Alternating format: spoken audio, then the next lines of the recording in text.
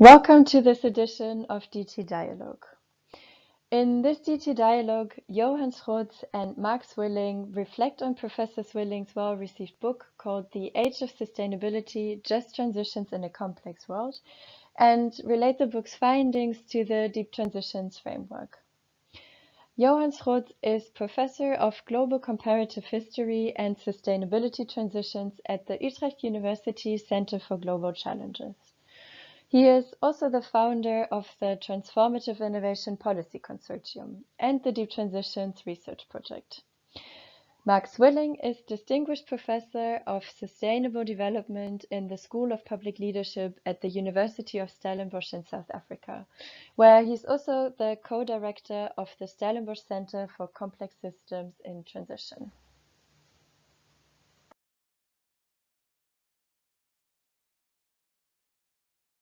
Welcome to this conversation with Mark Swilling.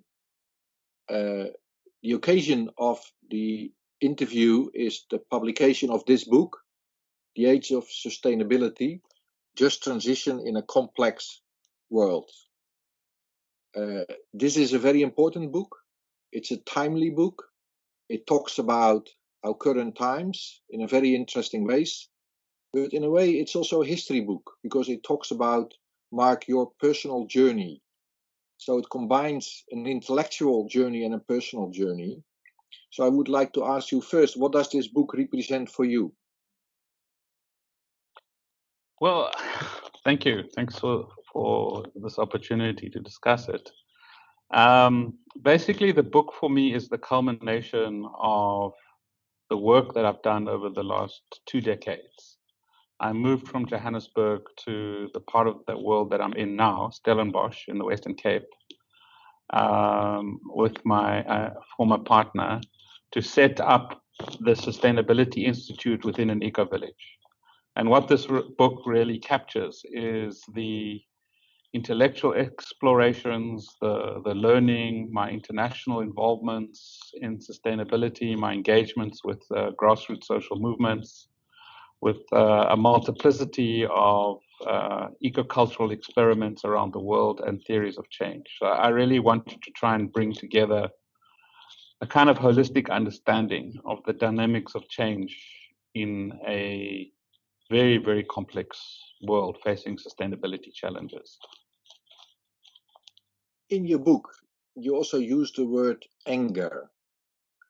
Can you elaborate why this was important to, show this dimension? Because often our emotions as book authors are not so visible in a book, but you make them visible, which is one of the ways in which the book is empowering.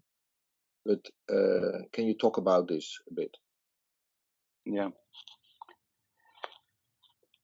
So I talk about rage in the first chapter, and I talk about rage because I want to engage with a whole range of literature in the African context, in the South African and African context, which is trying to come to terms with coloniality, and specifically what decoloniality means. And really it's articulated in terms of in terms of resistance. And when I kind of fold that whole discussion into the wider discussion of the climate emergency, a theory of change, the rise of the youth rebellion,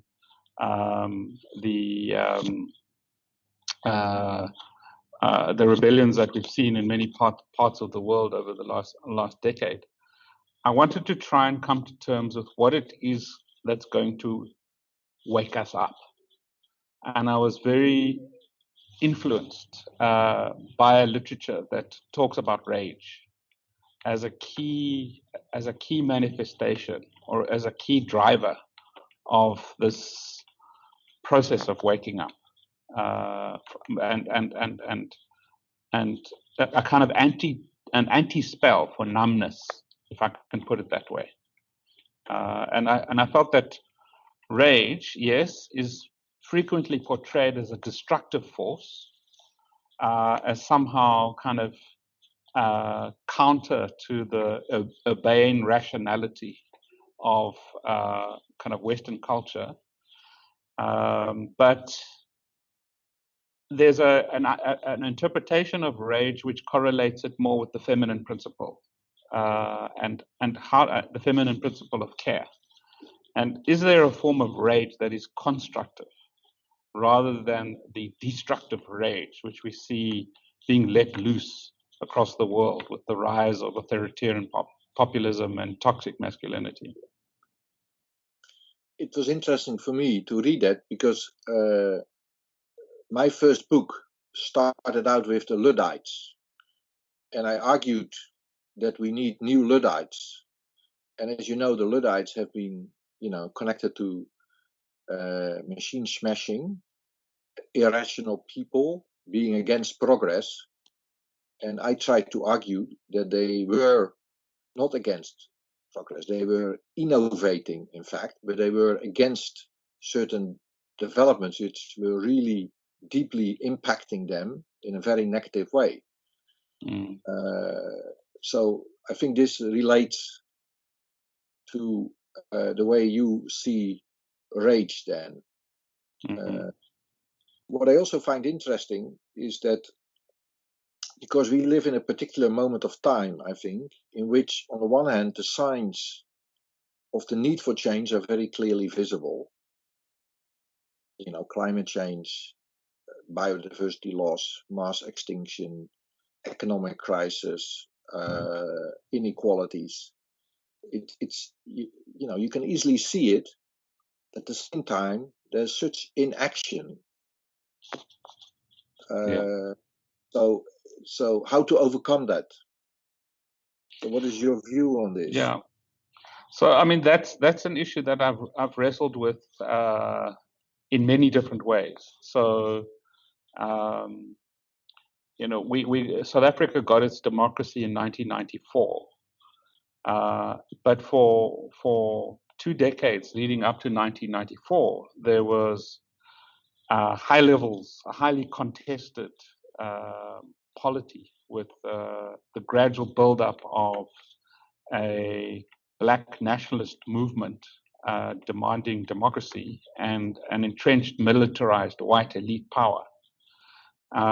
And during those years, one frequently heard reference to a kind of pessimism premised on the assumption that the kind of change is so enormous, so fundamental, so transformative, it was almost impossible to imagine how that was going to happen, leading to a paralysis. And we're doing the same in the world on a global scale now. We're portraying the climate crisis, the sustainability crisis, the inequality crisis at such complexity, such a massive scale, that we take comfort in words like transformation and say, because the problem is so fundamental, we need a fundamental change, and we call it transformation. But that's hardly ever spelled out. What does that actually mean in practice? When you say, oh yes, I agree with transformation, what do you do when you wake up tomorrow morning? And it's not clear. So part of the problem that you are talking about is the language we use that creates the illusion that you believe in fundamental change, but it's not clear what you're supposed to do. And I think that creates the sense of disempowerment. And what are we supposed to do then? Also as academics, for example. Well, what I explore throughout the book is this notion of radical incrementalism, which is a way of thinking about it's a way of giving significance to a multiplicity of local struggles, local experiments, ecocultural movements, and processes of change, which don't normally attract attention because the focus is on transformation, and transformation normally means structural change. So anything that is not about structural change is not regarded as significant enough change. Okay. And it gets diminished. So for me, I really want to valorize and attach real significance to the importance of doing the small things, of building eco-villages, of resisting, of joining a protest movement, of formulating a project that makes a difference in people's lives. But that in and of itself is not sufficient. We have to join the dots. We have to connect these initiatives into a broader transformative movement. So what we have to do what we can in our space.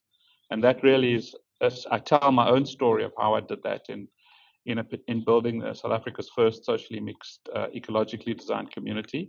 We have to connect what we do in our own space to a broader movement, a global movement of transformation. So that's what I try and capture in the book.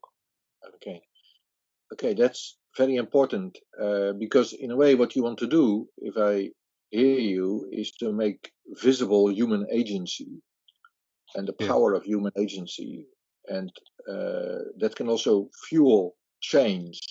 But of course we have to connect the dots, and we come to that notion of connecting the dots. But before we go there, because your book is also written from a global south perspective, there are many books that discuss the global south, but as a case study, you say, I do the opposite.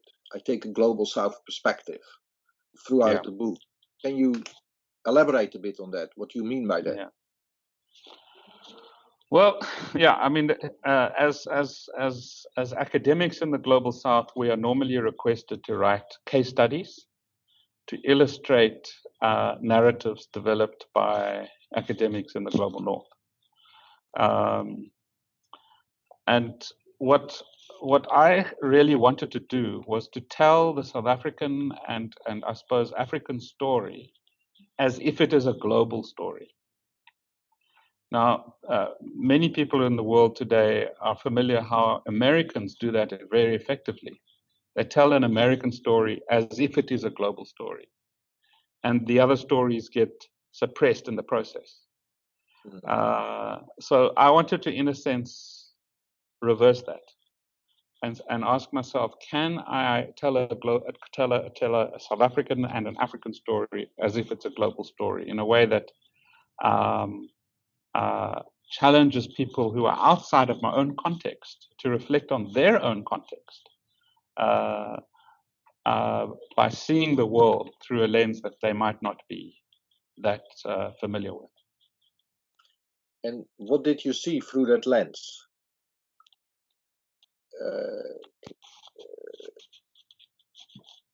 Yeah, I mean, for me, sorry, let me just get.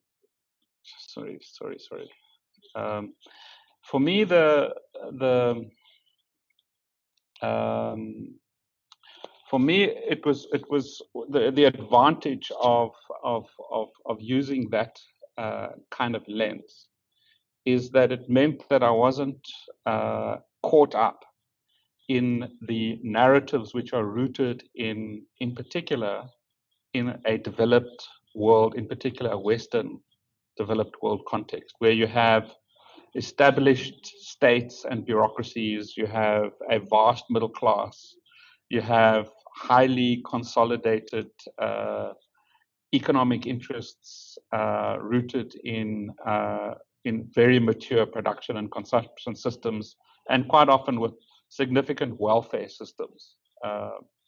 So when the sustainability story is told through that lens, the emphasis tends to be about consumption reduction. And the question of inequality gets phased out of that discussion. And the language of Anthropocene, as if everybody is equally responsible for the destruction of the planet, makes sense. But from a global south perspective, you have to you can't avoid the inequality. And as a result, you have to face the question of a just transition. So not just a deep transition, following within the context of that narrative, but also a just transition on how we rethink the struggle for a more equal society via the lens of a struggle for a more sustainable society. Yes. So that's really that's the difference it makes, I think, when I see it through that lens. I think that's an important contribution, because the work in the field of sustainability transition has really been focused more on the green side, and you show very clearly in your book, and you argue that we can have a green revolution without equality, and that would really, not be what we are hoping for, and certainly not from the global south. We need to put squarely in the middle the idea of a just transition. Yeah. What I also find interesting, if you think about Piketty, so Piketty argues that he shows the inequalities, and he argues that the solution is the tax system. Of course, he assumes an operating state that can tax. Well, in the global south, this may already be a problem. So Yeah. I think in your work, and also in my own work, we argue that inequality is not just a result of taxing. It's a result of all the systems we work and live in. So there are many barriers and many things that cause inequality. Do you recognize this analysis? Yeah, I mean, that's a really hot issue in the South African context, where from an asset perspective, in other words, using Piketty's categories, from an asset perspective, not just an income perspective, South Africa is one of the most unequal societies in the world. So 90% of all assets in South Africa are owned by 10% of the population. And about 80% of the population have basically no assets to speak of. And that hasn't fundamentally changed since democracy in 1994. So the discussion, there is a discussion about the role that tax could play to redistribute asset wealth, especially a large-scale inheritance tax. But there's a deeper discussion that has started to surface, which is there a case where asset redistribution has taken place within a democracy? Is democracy the appropriate framework for asset redistribution? If you look at other large-scale asset redistributions, quite often warfare, like the Second World War in Europe, or revolution, as in the Russian Revolution, or just system collapse, just disintegration through just so it does raise an interesting question of whether a crisis like what we're going through now, this pandemic, is there another way in which assets start getting redistributed? That's I think a big challenge that we face on a global level.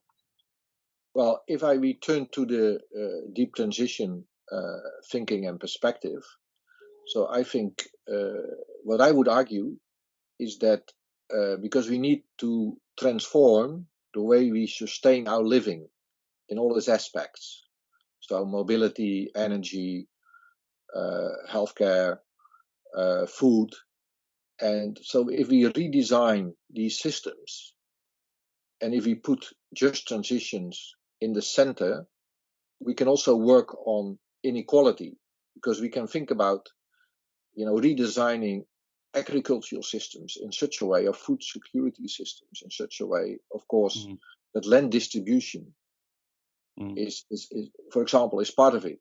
And it's the same with energy transition. You write about energy transition a lot in your book. Yeah. And the question is, who is producing and consuming energy, and how do we develop the ownership structures? Yeah. So from my perspective, it goes far beyond tax. It's about redesigning these systems in such a way that, as you say, just transition is put central. Yeah. So yeah. I mean, the phrase redesigning systems is critical. The question is who. You can't separate that from power, from political power. And so, what's our conception of the state at a time when one needs directionality in extremely complex environments, and the state is regarded as a problematic instrument? So, so who does the designing? What's the politics of that? Which social forces shape that agenda? That for me is critical when one starts thinking about alternatives. And what is your answer, or how would you formulate your answer to this question you're asking? Yeah, well, in a Western social democratic context, it gets answered in terms of the party political system and how one formulates party political coalitions in order to influence government policy. In a global South context, particularly a Latin American and parts of the African context, it would get articulated in more, if I could call it, revolutionary terms, how one builds extra state, popular coalitions and social movements who fundamentally challenge the status quo and shift the balance of power. The equivalent in the Western context would be the Occupy movement. In the African context, is the African Spring in North Africa. But there's been rebellions in 40 African countries over the last decade, most of which have not been recorded or reported on. So those are the two kind of dominant theories of change. But what I try to also argue is that we also need to take very seriously the gradual build-up of institutionalized alternatives, like eco-villages, cooperatives, the commons, a whole range of institutional alternatives that represent a very different way of thinking about the future. Yes, I think that really relates to the transitions thinking, which focuses on experimentation, on building niches, and then, of course, bringing them together. So this question still is there, okay, because we see many initiatives around the world, and you describe a set of them in your book. So you can see that these alternative practices are built, but how can we connect the dots? And do we need, how then can we think about the role of the state? But you also discuss commons as a kind of alternative governance model. So how would you see this process then scaling up or connecting the dots, as you said earlier? Yeah. Just before I answer that, as I mentioned to you, a tree fell on my house, and they are now cutting the tree up, and it's making a lot of noise. Okay. Is it okay to proceed? I think not a lot of noise coming through here, so let's proceed. All right. Okay. All right.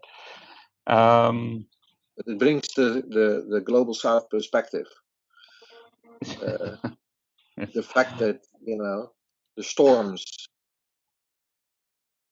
It's just very hectic storms that have affected a lot of people, especially people living in shacks. So I would have liked to give greater emphasis in the book to this idea of the commons. So, and I think that's very much going to be a focus of my work in future.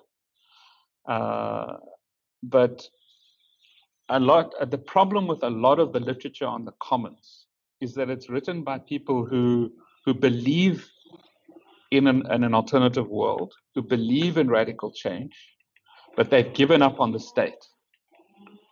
So the commons is often set up as an alternative, as almost in opposition to the state, and in opposition to the market.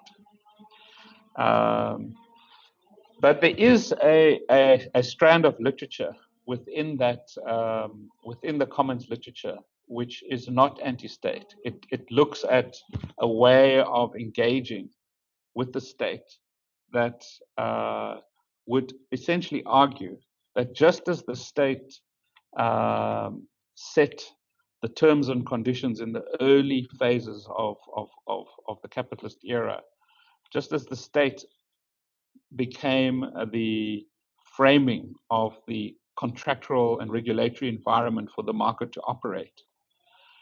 Similarly, with the rise of the commons made possible by the internet and the kind of zero marginal cost economy, there's an argument that the state needs to play a proactive interventionist role in setting a set of rules for the game that is conducive for the rise of these more commons-based type economies. And I think that has a lot of merit. From a global south perspective, to assume that the state is the only significant vehicle for fundamental change is highly problematic. To assume that the commons is the only alternative to that is also problematic. But when you start thinking of them in terms of how they could relate to one another, I think you start to be able to provide a framework that makes sense from a global south, but also a global north perspective. And it's in that context that I get attracted to the work of Bob Jessup, who has proposed this theory of collaboratory governance, this a new form of governance institutions that is not that different to your theory of the kind of third generation of policy making. It's a very similar notion. Okay, so can we go to the fact that in your book you also really bring a long-term perspective, because you talk about cycles of development, and you try to show through this, in fact, the time we live in at a certain point, in the cycle. And here there's also a connection with the deep transition work, I think, and why you were attracted to the work. So can you say a few things more about that? So how do you connect up to the deep transition work, but also I think you've taken it further, or you've deepened and enriched the concept. So can you say a few things about that? Yeah, well, I mean, the great advantage of the deep transition framing that you have proposed is that it asks us to take a long history view of change, and that is really significant because the concept of long history there is longer than the techno-industrial cycles perspective introduced by Carlota Perez and the kind of STS community, which have focused on the rise and fall of 5 or 6 different techno-industrial cycles during the industrial era. The deep transition literature contextualizes those cycles within a wider long history, which takes into which starts with the transition from the agricultural era to the industrial era and anticipates the second deep transition to a more sustainable era. So I really appreciated that, and I wanted to add to it. In particular, I wanted to understand our current historic moment. What are the drivers of the actual transition that I think we've already started to experience? And for me, it wasn't just the techno-industrial cycles of Carlota Perez, and it wasn't just the multi-level perspective dynamics of landscape and regime and niche, but one also needs to take into account the Kondratiev cycles, which are really price cycles, also 50, 60 year cycles, but don't correlate with the Perez's techno-industrial cycle. So I essentially propose a framework which says, unlike most of the people who are writing about these cycles, we don't need to find a single cycle. In fact, there's an asynchronistic set of multiple cycles operating in different temporal and spatial scales that converge and diverge at different historical moments. And what we're seeing at the moment is an interesting convergence of these cycles. So that's really what I try and explore. I'm not sure how successful I was. I would like to take that a lot further in the collaboration on deep transitions. I think for me, this was kind of opening up my eyes to the fact that, okay, because we have this understanding, we live in historic times. There's a kind of turning. And I've been arguing this, but you, in a way, show this is from various points of view. So the different ways of looking at these cycles and different type of cycles, they all converge at this point of time. So this kind of understanding that we do live at a time of transition, you really deepened that understanding. I think which is important because I think the world needs to understand, as we started out, that we are now need to act. Yeah. And so how can we act? And perhaps the last question is that in your book you also talk about masculinity, toxic masculinity in relation to climate change denial. So next to rage, you also bring this aspect into the picture. So why was it important? Because you also related to this issue of ukama, if I'm correct. So so can you elaborate a bit on that? Yeah. So my previous book, which was published in 2018, was called The Politics of State Capture. And this book really was about the way in which a kleptomaniacal elite captured the commanding heights of the South African polity and betrayed the democratic project that Nelson Mandela inaugurated when he became president in 1994. So the precursor to that book, which was a report that made a huge impact on the politics of the country, was called The Betrayal of the Promise. So, you know, that really captures what that project was about. And the focus of that work was the rise to power of a very reactionary, populist, kleptomaniacal elite. And I focused on the political economy of that.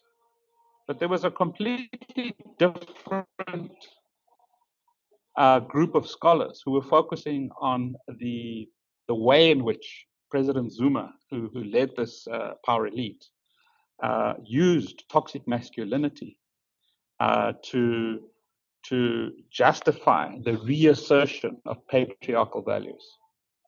And I started to ask questions: to what extent is this applicable on a global scale? And when I spent a year at Yale in 2018,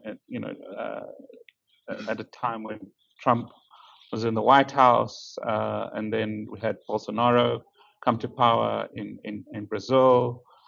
We had Duterte in the Philippines,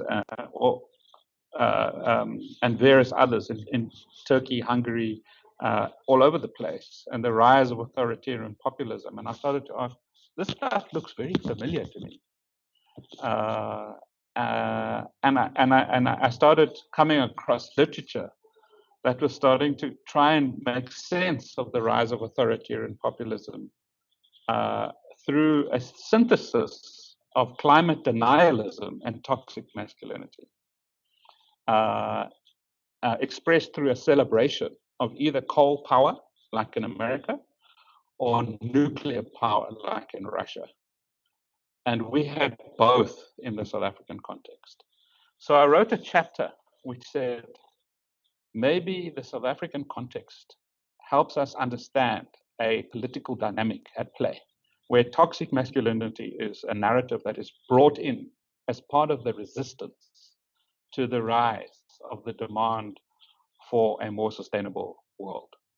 And South Africa is an interesting case study for that, because unlike America, it's not about a majority white population, which tends to be quite racist, and a minority black population which experiences that racism. We have a majority black population and a black government, a small white minority.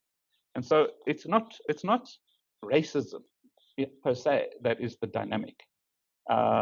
It's populism in the South Africa. So authoritarian populism, which has tyrannical consequences, that mobilizes the narratives of toxic masculinity to resist both demands for greater equality and demands for a transition to a more sustainable world.